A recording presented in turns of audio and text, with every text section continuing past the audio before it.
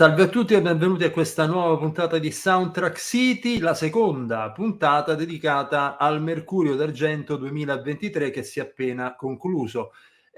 Questa volta parliamo delle masterclass, ovvero di quegli incontri formativi che hanno come focus sempre ovviamente la musica per immagini, che si sono svolti nella sala consiliare del Comune di Massa appunto durante quest'ultima edizione del Mercurio d'Argento.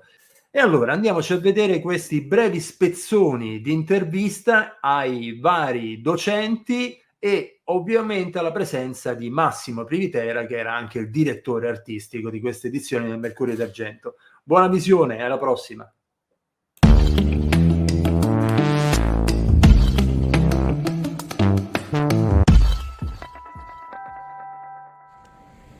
Benvenuti a Soundtrack City e a una nuova puntata, però direttamente dalla quinta edizione del Premio Mercurio d'Argento. Ho accanto a me Luis Siciliano, che è un onore immenso perché finalmente facciamo una puntata di Soundtrack City dal festival con l'ospite dal vivo, non come al solito uno in uno schermetto, uno nell'altro.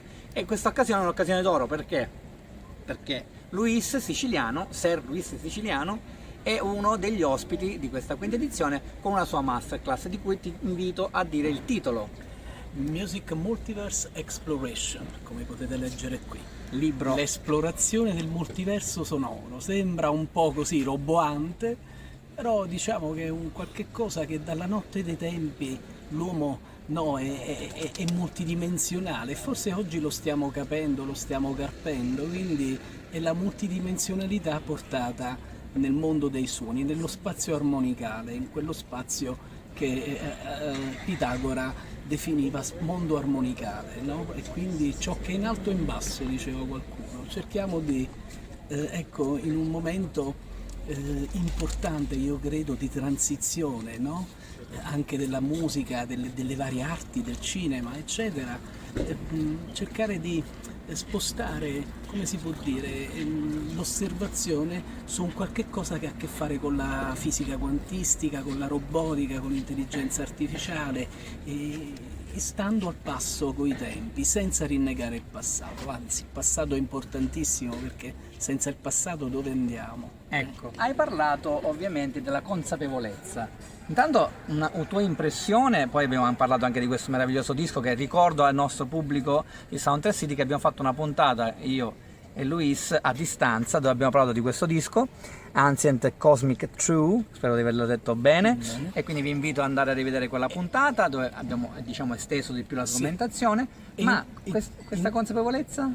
Però in quella puntata non abbiamo detto ai nostri amici che ci seguono che siamo in lizza ai Grammy Awards. Vero, hai ragione, che infatti. Perché siamo praticamente nella sezione Best Alternative Jazz Album.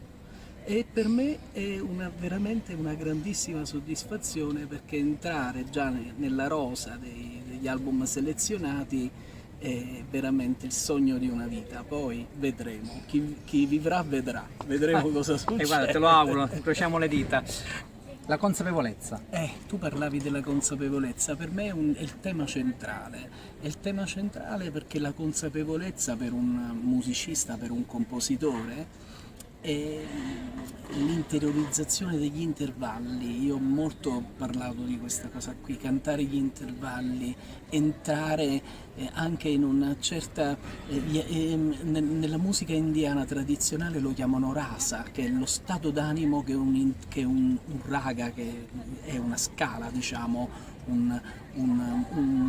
come si può dire, un paradigma di scala può dare questa cosa di entrare negli intervalli, cantare gli intervalli, usare la voce, entrare anche a livello di fantasia e di creatività nel mondo della composizione attraverso l'immaginazione sonora, perché innanzitutto un compositore è un architetto, è un pittore del suono e quindi l'intervallo è un qualche cosa di centrale, e questa cosa della consapevolezza degli intervalli, entrare negli intervalli, diventare proprio gli intervalli, farli propri, respirare, entrare in quella cosa. Questa era una cosa che diceva sempre spesso anche il maestro Morricone, sì. E che viene poi da Petrassi, che comunque insomma Petrassi ha molto lavorato sugli intervalli, ha costruito proprio un linguaggio sugli intervalli. Noi italiani diciamo che abbiamo una grande tradizione di questa consapevolezza che non si deve perdere, perché è importante sapere, fondamento, sapere sempre in che punto geodetico ti trovi in questo istante.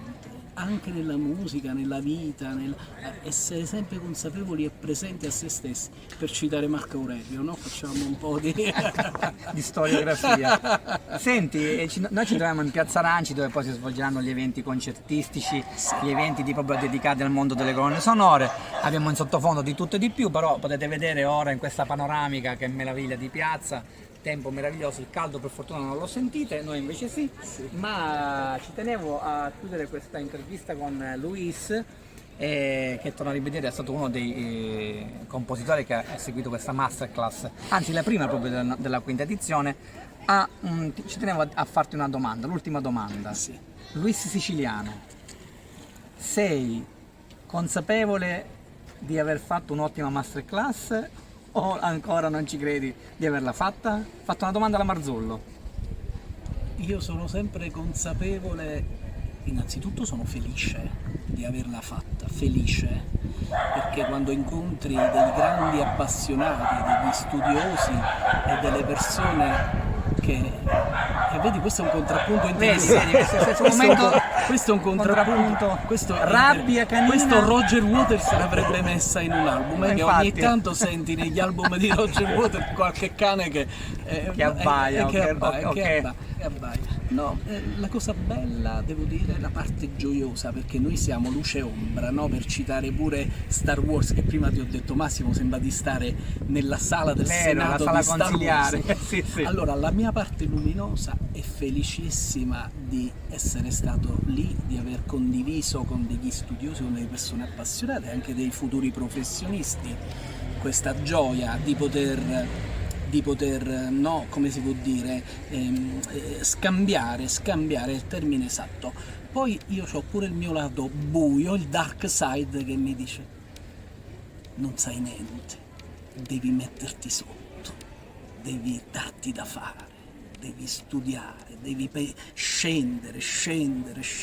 Allora in questo visita interiore, gli alchimisti dicevano inferiore a terre, rectificando occulta lapidem inveniens.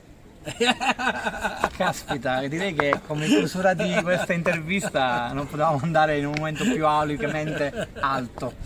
Senti, no, intanto ti ringrazio veramente, perché è stato un piacere enorme averti mio ospite come direttore artistico, e poi soprattutto aver goduto, nello senso della parola, con la consapevolezza di aver goduto di un momento, di un viaggio nel multiverso. E la cosa più bella che hai detto è che tutti quanti noi siamo dei multiversi, Certo, che è fondamentale. Grazie ancora Luis Siciliano, grazie a voi. E prossima intervista a un altro dei partecipanti alle masterclass.